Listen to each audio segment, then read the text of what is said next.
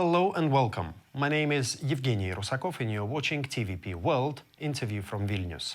The Committee of Ministers of the Council of Europe has announced the launch of the process of setting up the Special Tribunal for the crime of aggression against Ukraine. One has to mention that it is also called an unofficial tribunal for Vladimir Putin. To discuss this process and everything around it, we are joined today by the Associate Professor at Yaroslav Mudryi National Law University and Mykolas Riomeris University, Dr. Kateryna Latysh. Kateryna, thank you for joining us today. Glad to see you with us here. Hello, thank you for inviting me. I guess this is a really important topic that we've got to discuss today. Thank you so much for welcoming me here, and it's really a very important topic for nowadays, especially taking into account the peaceful negotiations that are following now, because justice process is crucial for these negotiations as well. Okay, let's start then. So first of all, could you please shed more light on this unofficial tribunal for Vladimir Putin? How long did it take to launch it, and why is it so important?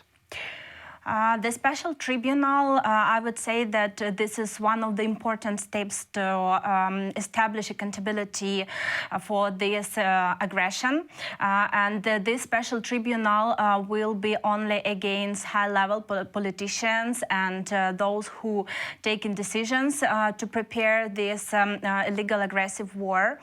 And one of the issues why it's so important, because there is no jurisdiction in the ICC, in the International Criminal Court, and also Ukrainian court system also couldn't apply to this challenge. So this special tribunal is a very important step for the accountability. And what is the most important, that since the Second World War, it's not there were not so many precedents like that. So again, to establish a special tribunal is very important step on that. Well, okay. You literally answered my second question about why does Ukraine need this special tribunal. I mean, unless you could add something else. Sure. Ukraine needs, not only Ukraine, I would say, but also international community as well, and Lithuania and Baltic states, because if we go back to the history, for example, and with regard to Second World War, we could see that in the Nuremberg Tribunal there was not all perpetrators and all criminals, especially for the, for example, communist crimes. For that reason, I think that also it's very important to have at least some kind of justice in these circumstances as well, when it could be a signal for other countries that to commit to use of force, it's illegal, and it's not only to say some concerns from the international partners, but it's also real responsibility before the court. So for that reason, I think that it's important globally for each country, and it creates precedent that you clear message what kind of responsibility could be in these circumstances. And of course, it's very important for Ukraine and for victims in Ukraine, because we could see that this, starting with Holodomor, with famine in 1933, at least, again, we didn't see the right mechanisms for accountability. And maybe we could say also from my perspective that this is one of the reasons why we have this full-scale invasion in Europe.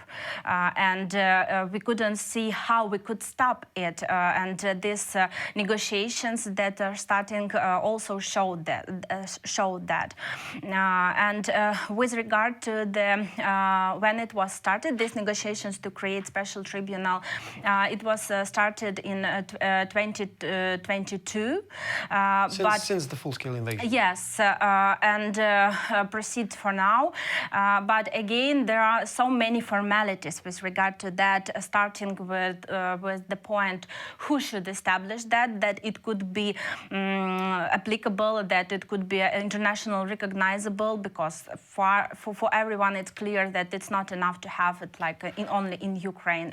In April, it was reported that the Special Tribunal core group has finalized the technical design of the tribunal. So what comes next? What's the any details? How does the process work in general?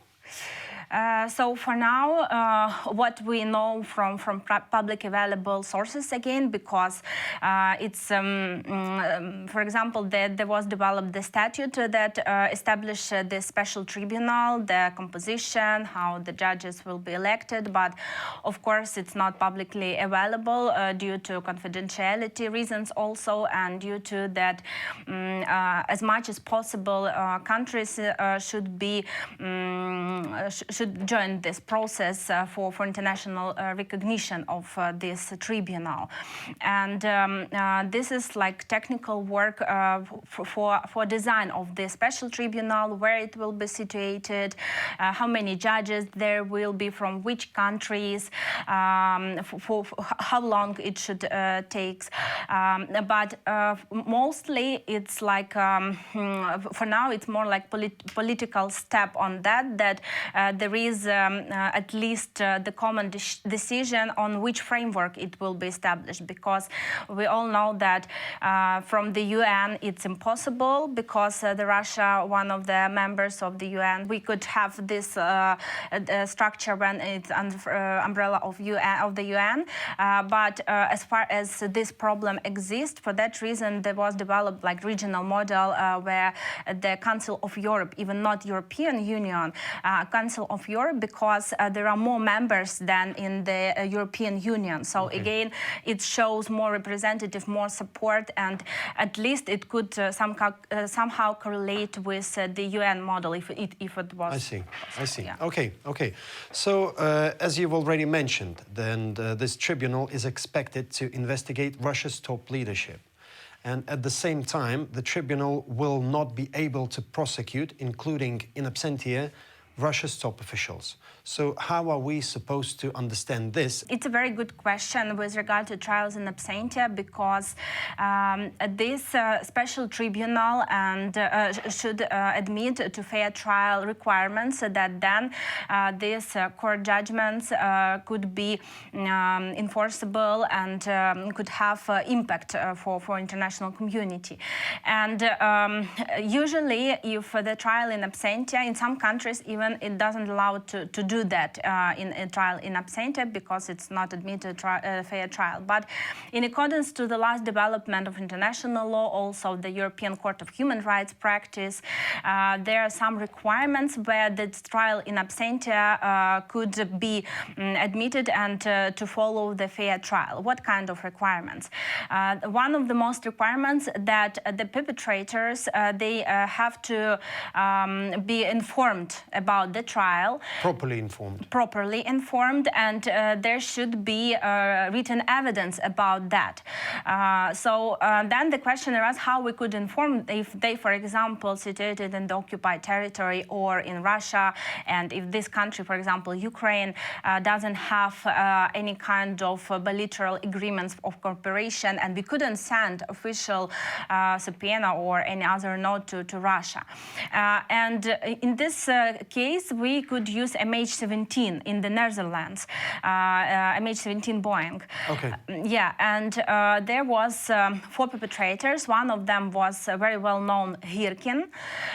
So the court used the very interesting procedure how to inform them. Of course, official one, but at the same time, they used social media. So they found their social media accounts and sent the information about the trials. Notification. Yes, exactly. Okay. And also you could see that the person have read this message.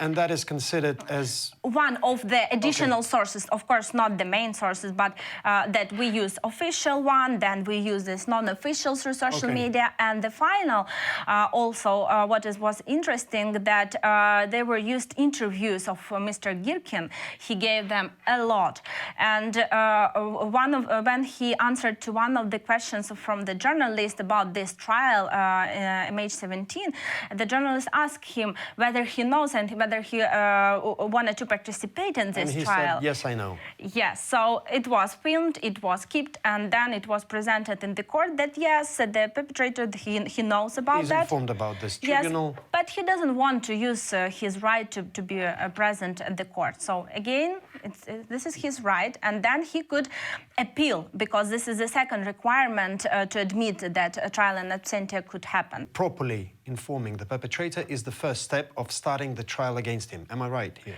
Yes, to admit fair trial requirements. That is enough. Yes. Okay, that's very important to know. Yes, because you need to ensure that he know about this trial, he know about his rights, he could use a defense system to defend his rights. So again, for example, in Ukraine, all these war trials, they have most of them in absentia, of course, but all these accused persons, they have lawyers who are present, and they defend actively their rights, because again, in accordance to European Court of Human Rights practice, the defense should be active, not just sitting to sign something and that's all. No, of course, it should be active defense. So again, it also helps to admit these fair trial requirements. How about then the personal immunity of Russian president, Russian Prime Minister and Russian Minister of Foreign Affairs? They all have it. And what is important to mention, that the Council of Europe does not have the power to lift this personal immunity. So who has in this case?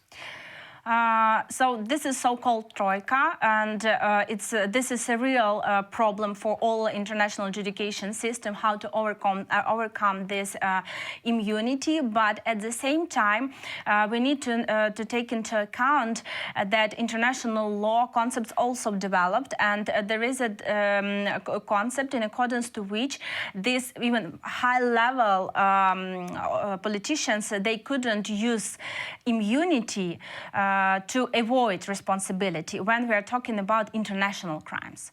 So basically, if we are talking about ordinary crimes, yes, it works, and nobody has power to overcome immunity. Neither Council of Europe, neither UN or international war crimes. International crimes is totally different thing, right? Yes, it's totally different thing. There are only 4 of them: crime of aggression, genocide, crimes against humanity, and war crimes. So only and it's 4. all there, and it's all there yes, in this tribunal. Yes. This is the one thing. So this is the latest development, and the second thing that the second way, just to wait when they will not be on this position. So, but again, it could take a lot of time. Okay, Kateryna. Then I guess my final question in this situation is: should Putin or any other Russian high official be really afraid of this tribunal? So isn't this tribunal made just for international right to look like it's working when in fact it's not always working? I think that this is a very clear signal for Russian top leaders that the process of justice has started on the paper, and with this huge political support on the high level as well on the Council of Europe, and it started even when the conflict ongoing. So the war, and even without them sitting in the dock. Yes, exactly. So, for example, in Nuremberg or Tokyo Tribunal, where this crime of aggression, crime against peace were persecuted, that was after the war finished. And in this situation, we have another situation. The second one, so this is a clear signal. The second one, that this crime is documented very well, and it's enough just even to see the act of illegal aggression, and also documents with regard to that, and their political, publicly available speeches. So it's not that, for example, in genocide or to prove other crimes, war crimes, the evidence is clear. So I think, to answer your question more precisely, I think that this is a huge and clear signal for President and this is the main thing. Yes. Kateryna, thank you for joining us today, and I really hope to see you once again. Thank you so much. Thank you. And I would like to remind our viewers that our guest for today was an associate professor at Yaroslav Mudryi National Law University and Mykolas Riomeris University, Dr. Kateryna Latysh. You're watching TVP World. Stay with us.